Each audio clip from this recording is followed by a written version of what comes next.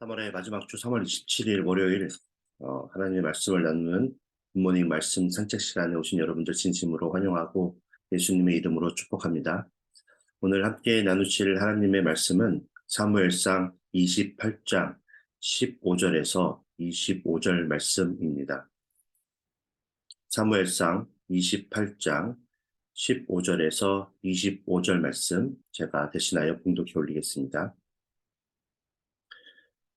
사무엘이 사울에게 이르되 네가 어찌하여 나를 불러 올려서 나를 성가시게 하느냐 하니 사울이 대답하되 나는 심히 다급하나이다.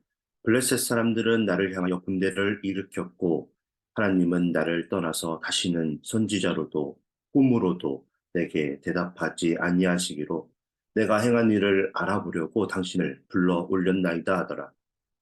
사무엘이 이르되 여호와께서 너를 떠나 내 대적이 되셨거늘 네가 어찌하여 내게 묻느냐. 여호와께서 나를 통하여 말씀하신 대로 내게 행하사 나라를 내 손에서 떼어 내 이웃 다윗에게 주셨느니라. 네가 여호와의 목소리를 순종하지 아니하고 그의 진노를 아말렉에게 쏟지 아니하였으므로 여호와께서 오늘 이 일을 내게 행하셨고 여호와께서 이스라엘을 너와 함께 블레셋 사람들의 손에 넘기시리니 내일 너와 내 아들들이 나와 함께 있으리라. 여호와께서 또 이스라엘 군대를 블레셋 사람들의 손에 넘기시리라 하는지라. 사울이 갑자기 땅에 완전히 엎드러지니 이는 사무엘의 말로 말미암아 심히 두려워함이요 또 그의 기력이 다하였으니 이는 그가 하루 밤낮을 음식을 먹지 못하였음이니라. 그 여인이 사울에게 이르러 그가 심히 고통당함을 보고 그에게 이르되 여종이 왕의 말씀을 듣고 내 생명을 아끼지 아니하고 왕이 내게 이르신 말씀을 순종하였사오니 그런즉 청하건대 이제 당신도 여종의 말을 들으사 내가 왕 앞에 한 조각 떡을 드리게 하시고 왕은 잡수시고 길 가실 때에 기력을 얻으소서 하니 사울이 거절하여 이르되 내가 먹지 아니하겠노라 하니라. 그의 신하들과 여인이 강권하매 그들의 말을 듣고 땅에서 일어나 침상에 앉으니라. 여인의 집에 살찐 송아지가 있으므로 그것을 급히 잡고 가루를 가져다가 뭉쳐 무교병을 만들고 부어서 사울 앞에와 그의 신하들 앞에 내놓으니 그들이 먹고 일어나서 그 밤에 가니라. 아멘. 이는 살아계신 하나님의 말씀입니다. 이제 사무엘상 28장부터 사울의 이제 몰락 과정과 그의 최후가 31장까지 이제 그려지기 시작합니다. 그리고 끝까지 하나님께서 함께 하시는 다윗과 또 이미 버림을 받은 사울을 계속해서 비교하면서 우리가 이 땅에 사는 동안에 하나님과 함께하는 그러한 삶을 살아야 하는 것이 얼마나 중요한지를 우리에게 말씀을 통해 가르쳐 주고 있습니다.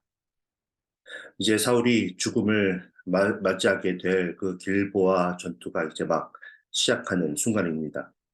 그런데 사울은 아직 전쟁을 시작하기도 전부터 전의를 모두 상실한 모습을 우리에게 보여주었습니다. 오늘 본문 중에 20절을 보니까 땅에 완전히 그가 엎드려져 있는 사울의 비참한 모습을 우리가 발견하게 됩니다. 그리고 그렇게 앉아있지도 못할 정도로 기진맥진해 있는 그 이유를 설명해 주고 있습니다. 그 첫 번째 이유로 사무엘이 어떤 말을 했는데 그 말로 말미암아 심히 두려움을 갖게 되었기 때문이었다고 말해줍니다. 그리고 두 번째는 하루 밤낮을 음식을 먹지 못하였기 때문에 기력이 없어진 것이라고 그 이유를 설명해 주고 있습니다. 16절부터 19절을 보니까 사무엘이 말을 합니다. 여호와께서 사울을 떠나 사울의 대적이 되었다고 그렇게 말해줍니다. 그래서 이제 하나님께서 이스라엘을 사울과 함께 블레셋 사람의 손에 넘겨주실 거라고 말을 해줍니다. 그리고 오늘 밤이 지나고 나서 내일이 되면 사울과 사울의 아들들이 죽게 되어 사무엘과 함께 있게 될 것이라고 말해줍니다. 사실 이제 부흥회로 이제 인해서 나누지 못했던 토요일의 말씀에 해당하는 사무엘상 27장과 또 어제 주일에 나눴어야 할 28장의 앞부분을 여러분 중에 개인적으로 읽고 묵상하신 분들은 이 말이 어떻게 전개되고 있는지 무슨 뜻인지를 잘 이해가 하실 수도 있으실 텐데요. 아니신 분들은 이 말이 무슨 말인지 이야기가 어려우실 것입니다. 왜냐하면 사무엘은 이미 한참 전에 죽었기 때문에 사무엘이 지금 사울에게 이러한 말을 이 시점에서 해준다는 것이 상식적으로 도저히 이해가 되지 않는 그런 상황이기 때문입니다. 이 부분을 이해할 수 있도록 정말 간단하게 사무엘상 27장과 28장의 앞부분을 설명해 드리면 이렇습니다. 27장에서 다윗은 600명의 사람들을 거느리고 그것도 이제는 가족들이 된 아내들과 아이들과 함께 다윗이 이스라엘 땅에서 사울을 피해 숨을 수 있는 곳이 없다고 판단을 합니다. 그래서 이스라엘의 적군이었던 블레셋 땅으로 피신을 가야겠다라고 결단을 합니다. 그리고는 가드왕 아기스에게로 가서 도피를 시작을 한 것입니다. 그렇게 다윗의 거짓과 위선은 아기스 왕을 속일 수 있었고, 그래서 아기스는 다윗이 영원히 자신의 부하가 되리라고 믿으며 자신의 머리를 지키는 자로 생각하며 곁에 둡니다. 다윗은 그렇게 또다시 하나님께 의지하거나 하나님의 뜻을 구하지 않고 자신의 인간적인 판단으로 자신이 이스라엘을 배반한 것처럼 위장하는 것으로 1년 4개월이라는 그 기간 동안 블레셋 가드 지역에서 사울의 추격을 피해 안전하게 숨어 지낼 수 있게 됩니다.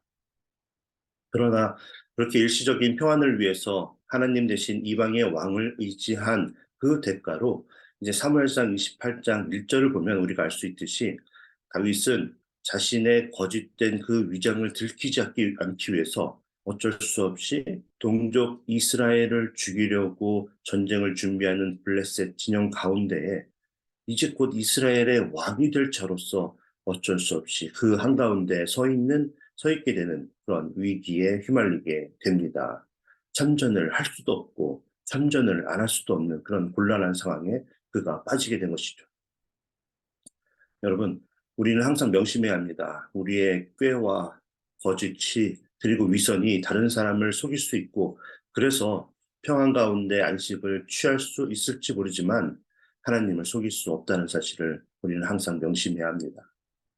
그러므로 우리는 이 땅에서 받게 될 잠시 동안의 그 어려움과 고통을 피하기 위해 하나님의 방법이 아닌 세상적인 방법을 선택하는 것으로 저 하늘나라에서의 영원한 참된 평안을 이 땅에서 누리게 되는 그 잠시 동안의 안락과 바꾸는 그런 어리석은 결정을 하지 말아야 하겠습니다. 하나님을 의지하지 않고 우리의 방법으로 우리가 문제를 해결할 때 그 문제가 마치 해결되는 것처럼 보일 때도 있습니다. 그러나 그 문제는 더 해결할 수 없는 상황으로 꼬여서 우리들을 곤란한 상황으로 몰아간다는 사실을 잊지 않고 오직 하나님만 완전하게 의지하는 그래서 완전한 승리가 보장된 삶을 사는 저와 여러분 모두가 되어지길 예수님의 이름으로 축복합니다. 자, 그런데 이번에는 28장에서 사울이 자신의 신분을 속이기 위해 위장을 하는 그런 장면이 이제 거꾸로 나옵니다. 그런데 이 장면은 구약 성경 어디에도 찾아볼 수 없는 하나님이 가장 싫어하시는 죄악된 장면입니다. 사울의 피해 망상과 또 다윗에 대한 그 병적인 집착이 만들어낸 그 사울의 마지막 발악하는 그런 죄악된 모습이 지금 그려져 있습니다. 블레셋은 이스라엘의 대용사였던 다윗이 자신들과 함께 오랫동안 있는 것을 보고 그것을 큰 기회로 생각하며 지난날 엘라 골짜기에서의 패배 이후에 가장 많은 동맹군들을 다 이끌고 이제 이스라엘을 공격하고자 수넴에 진을 칩니다. 그리고 사울은 블레셋의 군대를 길보아에서 바라보게 됩니다. 그 군대를 보자 두려워서 그의 마음이 크게 떨리게 되었다고 28장 5절에 사울의 마음을 말해주고 있습니다. 그러자 사울은 하나님의 뜻을 묻습니다. 어떻게 하면 이길지에 대해서 기도로 묻는 것이죠. 그런데 하나님께서는 이미 사울의 범죄함으로 인해 그를 떠나셨기 때문에 사울에게는 그 어떠한 형태로도 하나님의 뜻을 들을 방법이 없게 되었습니다. 하나님의 자녀로서 하나님의 인도하심을 듣는 것이 마땅한 일이었지만 잠언 15장 29절에서 말씀하시듯 의인의 기도는 들으시지만 악인을 멀리하시는 하나님이시기 때문에 더 이상 사울은 하나님의 말씀을 들을 방법이 없게 됩니다.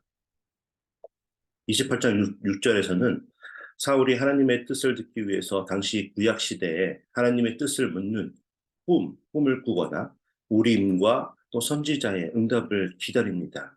그렇지만 아무런 반응이 없었다는 것입니다. 또 같은 이야기인 것 같지만 사실 이 모든 방법들이 막혔던 이유는 그가 하나님께 범죄하였기 때문이라는 것입니다. 사무엘상 23장 6절을 보면 사울이 어떻게 했습니까? 아히멜렉과 노베 제사장들을 다 죽입니다.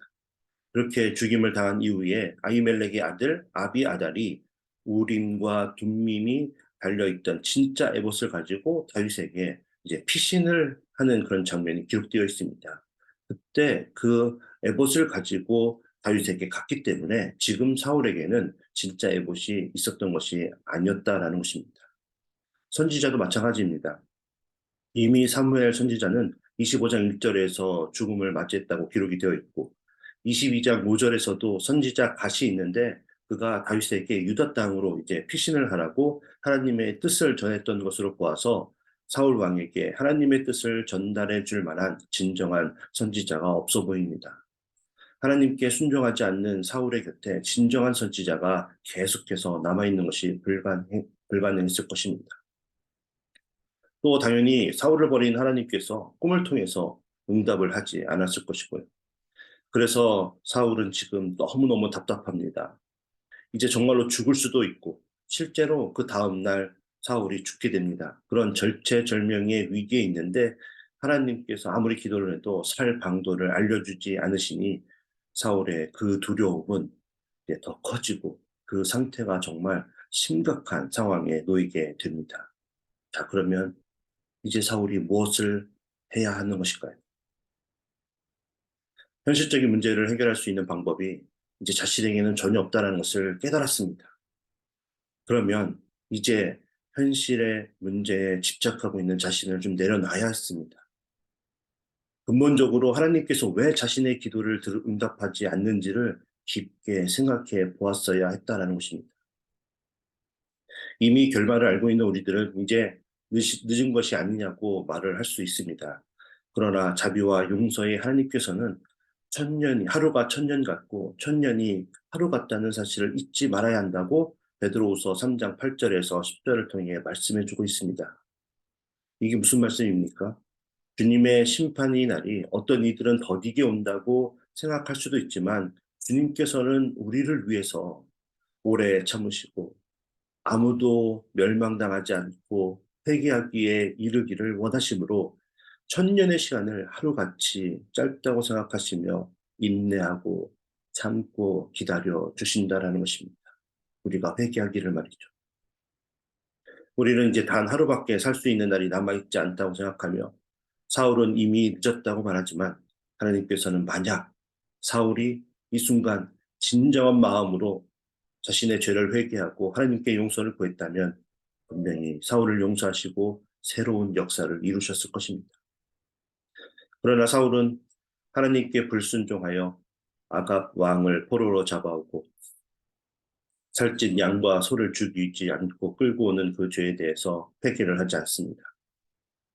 의로운 다윗을 질투심으로 인해서 죽이려고 애를 썼고 다윗을 뭐 어찌된 이유든 도와주었다는 그 이유로 하나님의 제사장들인 노베 제사장들을 참이 그렇게 죽이는 악행을 그가 저질렀는데 그 죄 또한 여전히 그에게 남아 있습니다. 그는 반드시 그의 죄를 철저하게, 처절하게 그렇게 회개하는 참회 시간을 가졌어야 했습니다. 그의 죄로 인해 생긴 하나님과의 관계 속에 있는 그 담을 무너뜨리기 위해서 그가 그의 죄를 회개했어야만 했다는 것입니다.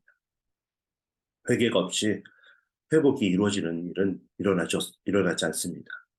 그런데 오늘 사울은 통회하는 마음으로 자신이 입고 있던 옷을 찢어버리고 바짝 엎드려 회개의 시간을 갖는 것 대신에 하나님께서 기름 부어 주실 때에 이스라엘 초대 왕으로서 입혀주신 그 옷을 스스로 자기가 벗어버리고 자신이 무엇을 해야 할지 대답을 듣기 위해서 다른 옷을 입어 변장하고는 이방 나라로 건너가서 신접한 여인을 찾아가게 됩니다. 쉽게 이야기를 하면 지금 무당을 찾아간 것입니다. 하나님께 기도를 아무리 해도 들어주지 않으니까 자신의 생각을 갖고 세상적인 방법, 무당을 찾아간 것입니다. 그리고 그 여인에게 이번에는 사무엘을 불러서 올리라고 명령을 내립니다. 처음에는 그 신접한 여인이 자신을 찾아온 사람이 사울 왕이라는 것을 모릅니다. 그러나 그가 집권 초기에 하나님의 율법을 철저히 준행하면서 신접한 자와 박수를 이스라엘의 땅에서 쫓아내었던 사울 왕이라는 사실을 이제 곧 알게 되고, 그래서 자신을 죽이려고 변장하여 찾아온 것으로 오해를 하면서 죽은 자를 자신은 불러올 수 없다고 이야기합니다.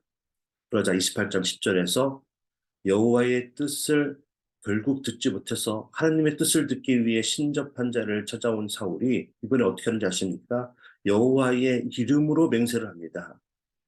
하나님께서 신명기 18장에서 여호와께서 가증하게 여기는 그 죄악이기 때문에 해서는 안 된다고 말씀하신 죽은 자를 불러내는 그 초혼자에게 너를 절대로 해치지 않겠다고, 그러니 죽은 사무엘을 불러 올리라고 살아계신 여호와의 이름으로 맹세를 하는, 그래서 죄악 위에 죄악을 또 덮어서 더 이상 갈 곳이 없는 그 죄의 구렁텅이로 자신을 이제 마지막으로 밀어넣고 맙니다. 하나님께서 이와 같은 행위를 얼마나 큰 죄로 여겼는지를 알기 위해서 제가 앞서 언급했던 신명기 18장 9절에서 12절의 말씀을 읽어보도록 하겠습니다.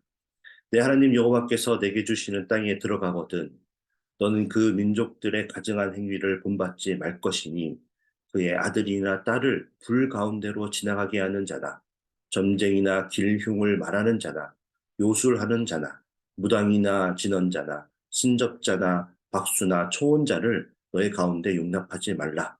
이런 일을 행하는 모든 자를 여호와께서 가증히 여기시나니 이런 가증한 일로 말미암아 내 하나님 여호와께서 그들을 내 앞에서 쫓아낸치느니라.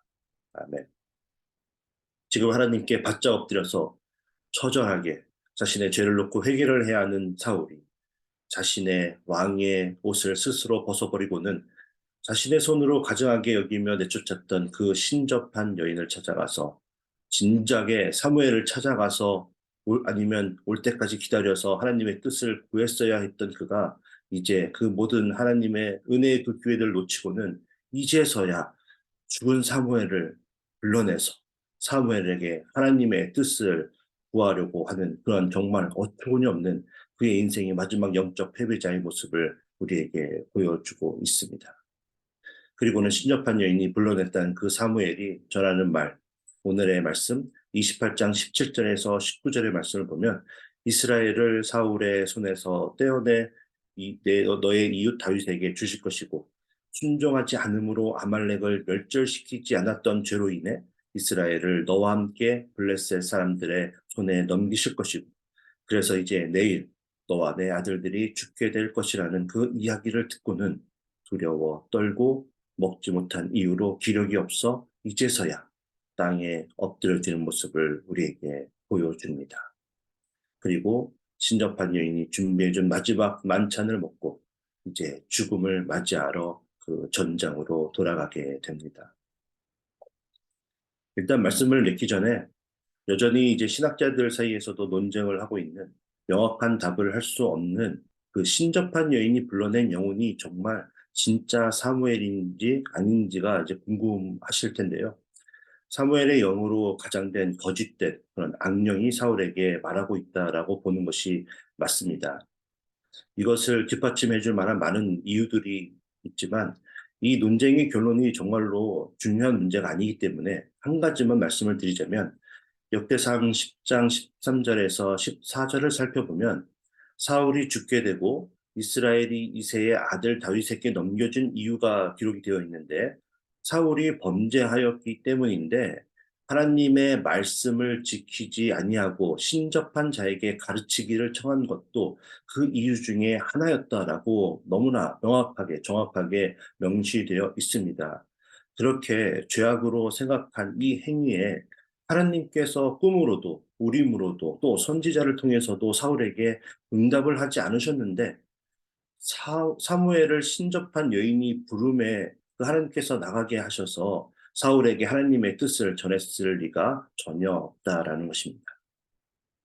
우리가 오늘 본문을 통해서 정말 주목하고 깨달아야 하는 하늘의 지혜는 그 영이 진짜 사무엘이냐 아니냐가 아니고 우리가 위기에 처했을 때 우리의 기도가 응답이 되지 않을 때에 우리가 반드시 지켜 행해야 하는 것이 무엇이냐라는 것입니다.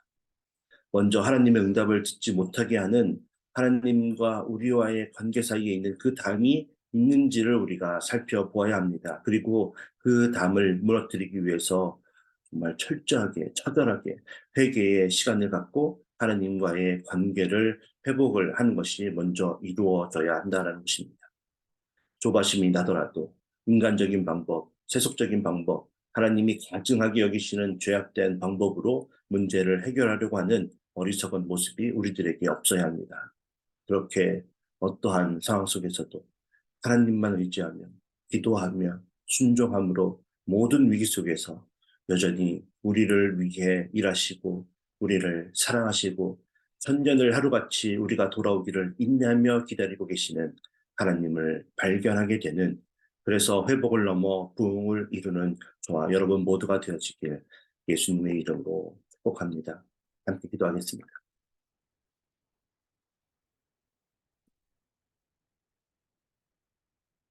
사랑의 하나님, 오늘 하나님의 말씀을 통해 주신 교훈을 다시 한번 생각하며 우리의 마음에 깊게 새기기를 소원합니다. 그래서 어떠한 위기의 순간에도 우리의 자아를 모두 내려놓고 오직 하나님의 뜻을 구하고 온전히 순종하며 그래서 모든 위기를 극복하는 우리 모두가 되게 하여 주시옵소서. 특별히 지난 3일 동안 공예를 통해서 우리에게 큰 은혜의 말씀을 깨닫게 하여 주시는 은혜에 다시 한번 감사를 올려드립니다. 우리가 듣게 된 3일 동안의 말씀을 생각하며 우리를 안주하게 만드는 이 땅의 것들을 내려놓고 일어나서 말씀하신 베델로 가는, 우리가 가야 하는 그곳으로 가는 그런 결단이 우리의 삶 속에 있게 하여 주시고 바짝 엎드려서 하나님께 우리의 죄를 회개하고 또 아무것도 할 수 없는 부족한 우리를 하나님께 모두 맡겨드림으로 우리를 통해 큰 역사를 이루시는 하나님을 우리 모두가 체험할 수 있도록 우리를 인도하여 주시옵소서. 오늘도 말씀 가운데 승리하는 멋진 하루를 살 수 있도록 주님께서 도와주실 줄 믿고 우리를 구원하신 우리 주 예수 그리스도의 이름으로 간절히 기도드리옵나이다. 아멘. 일단 계속해서 우리 함께 기도하며 세상으로 나가도록 하겠습니다. 우리가 어떠한 위기의 순간에 있더라도 우리의 모든 것들을 내려놓고 주님께 처절하게 회개하며 그래서 하나님의 뜻을 구하고 관계를 회복하여 그 모든 위기를 극복하는 우리 모두가 되게 해달라고 우리 함께 기도하기 원합니다. 4월 이번 주 주일날 있는 세례식을 위해서 우리 함께 기도해 주시고 4월 3일부터 있는 우리 고난주간 특별 새벽 기도회를 위해서 함께 기도해 주시기 바랍니다. 우리 성도님들 중에 수술 이후에 회복 중에 있는 분들, 또 치유를 기다리고 있고 수술을 기다리고 있는 분들이 있습니다.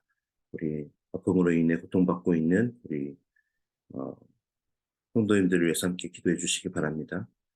그리고 선교사님들과 또 우리가 이 땅에 사는 동안에 계속해서 모든 그 어려움들을, 그 위기를 속에서도 주님의 그 말씀 가운데 숨기에 힘쓰고 있는 우리 선교사님들을 위해서 함께 기도하며 세상으로 나아가도록 하겠습니다. 함께 기도하겠습니다.